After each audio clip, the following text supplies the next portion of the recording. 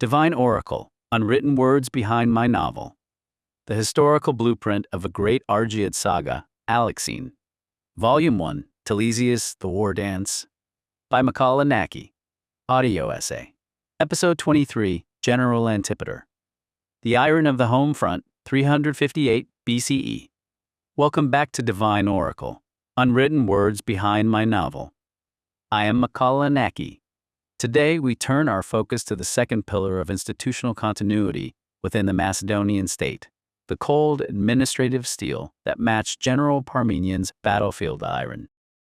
When we look at the explosive rise of the Argead dynasty under King Philip II, it is easy to be blinded by the flash of the phalanx and the sweeping cavalry charges across the Balkans.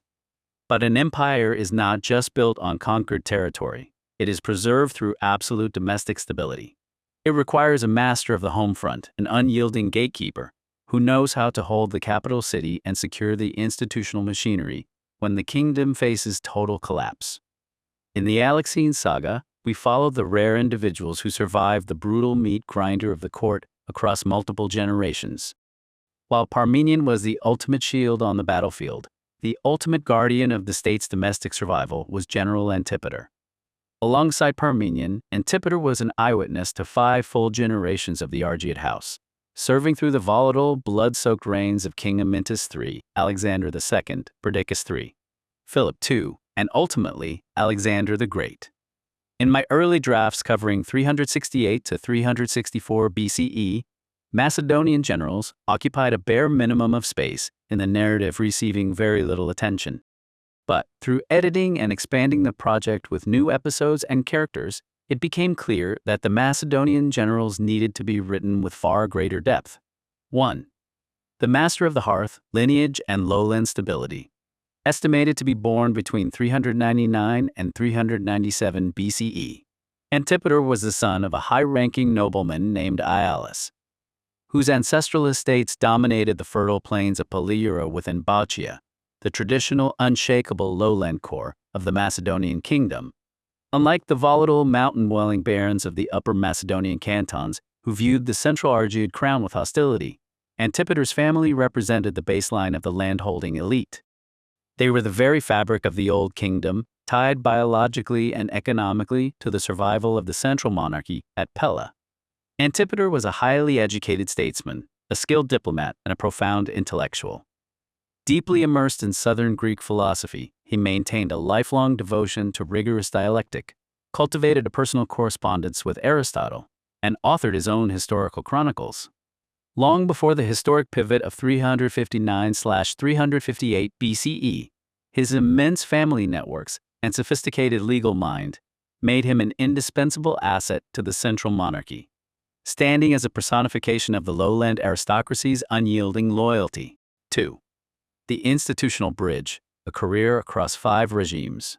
To fully appreciate Antipater's staggering multi-generational career, we must look at his political and military survival across 5 distinct eras. The Guard of the Lowlands under Amyntas III, circa 380 to 370 BCE.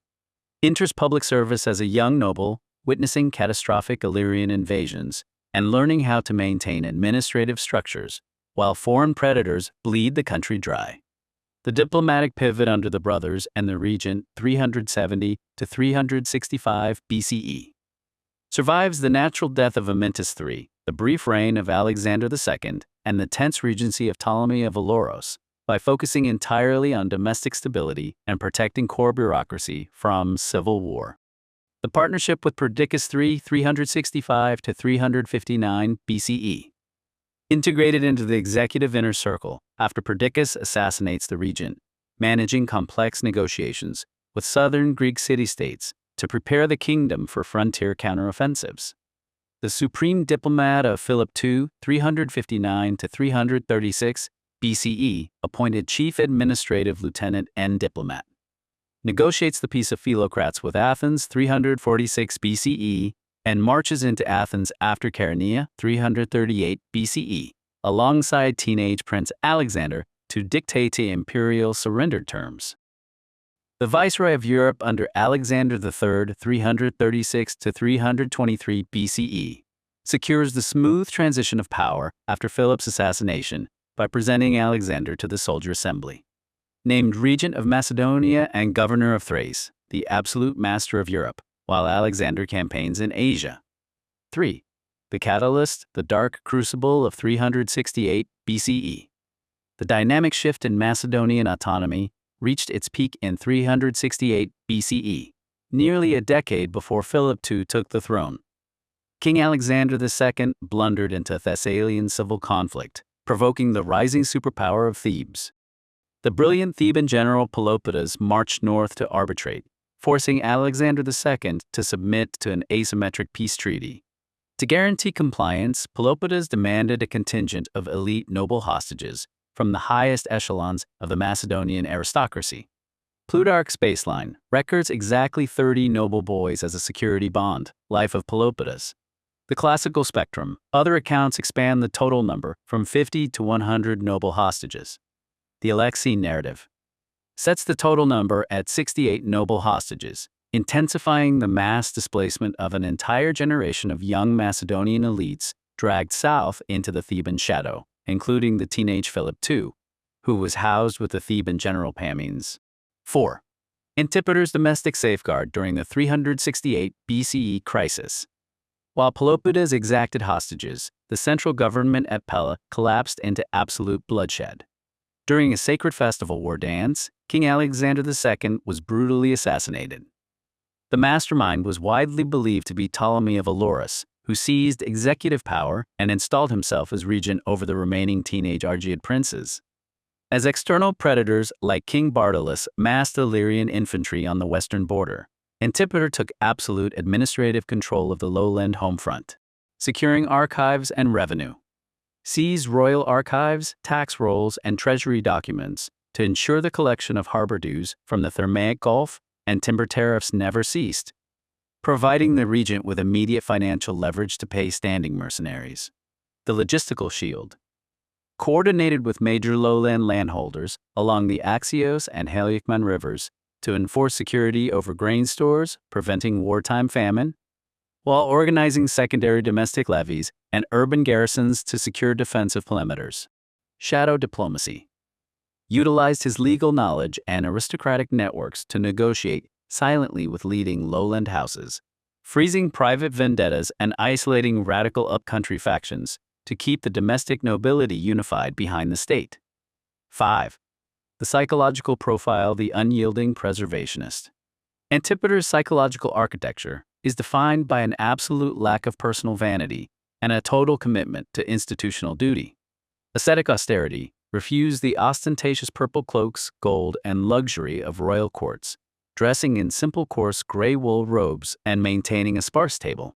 He viewed himself not as an absolute monarch, but as the chief executor of ancestral laws. Strategic dynastic mapping built an unshakable fortress by strategically marrying his daughters to powerful military commanders and political titans, Philip to Craterus, Eurydice to Ptolemy, and Nicaea within the high command, creating a silent intelligence web from Europe to Asia. The final pressure cooker. During Alexander's eastward campaign, Queen Olympias flooded Pella with relentless, paranoid accusations of treason against Antipater. Holding Europe together through the razor-thin crisis of the Spartan rebellion at Megalopolis, without once losing his nerve, Antipater remained the ultimate gatekeeper of the Macedonian hearth, protecting the state from total fracture, even as friction with the crown reached its absolute breaking point. Is this an Athenian narrative? To answer that directly, no. Instead, this perspective comes straight from the raw, bitter heart of Macedonian court history, contemporary correspondence, and Roman-era biographers like Plutarch, Diodorus, Curtius Rufus, and Justin. They chronicled the toxic, explosive breakdown of trust between Alexander the Great's mother, Queen Olympias, his imperial court out east, and his aging viceroy back in Europe. Why is this distinctly non-Athenian? Look at the focus. Athenian orators like Demosthenes or Aeschines didn't care about the domestic gossip of the Argead palace. They were consumed by their own city's loss of autonomy and anti-Macedonian resistance. To Athens, Antipater wasn't a victim of royal family paranoia. He was the iron-fisted, oppressive jailer of Greek freedom. The accounts of Olympias' relentless letter-writing campaign against Antipater, come entirely from internal Macedonian memoirs and biographical traditions. Olympias truly despised Antipater, blaming him for undermining her authority in Pella, while Antipater viewed her as a volatile, dangerous force threatening the stability of the European base. This wasn't Athenian propaganda. This was an internal Argead power struggle, a brutal, high-stakes psychological pressure cooker that forced a viceroy to hold the empire's home front together, while caught in the crossfire between an absentee world conqueror and his fiercely ambitious mother. In the ALEXEIN saga, General Antipater is one of the rare figures whose life spans all 5 generations of the Argead house, beginning with King Amyntas III, continuing through Alexander II, Perdiccas III, and Philip II, and culminating under Alexander the Great. As the narrative unfolds, Antipater's presence will only deepen and expand. It is a long, treacherous journey ahead, but we shall witness firsthand how his unyielding administrative steel and calculated statecraft allow him to navigate this monumentally challenging era alongside the complex cast of characters shaping the fate of the dynasty. ALEXEIN, A Great Argead Saga Volume 1. Telesias, The War Dance. Watch the cinematic video trailer. Listen to the full saga now. Bookmark Volume 1, Telesias Playlist. Bookmark Volume 1, Divine Oracle Playlist. Subscribe to follow the rise of the Argead dynasty. Thumbs up to help push our vanguard through the algorithm's gauntlet. Comment below. When General Antipater chose to remain in Pella, quietly enduring the paranoid accusations of Olympias and Alexander, while holding absolute administrative control over Europe, do you view his austere, unyielding devotion as the ultimate expression of loyalty to the Macedonian state, or was he a cold, defensive master mapping out his own dynastic survival? Let me know your structural breakdowns in the comments below.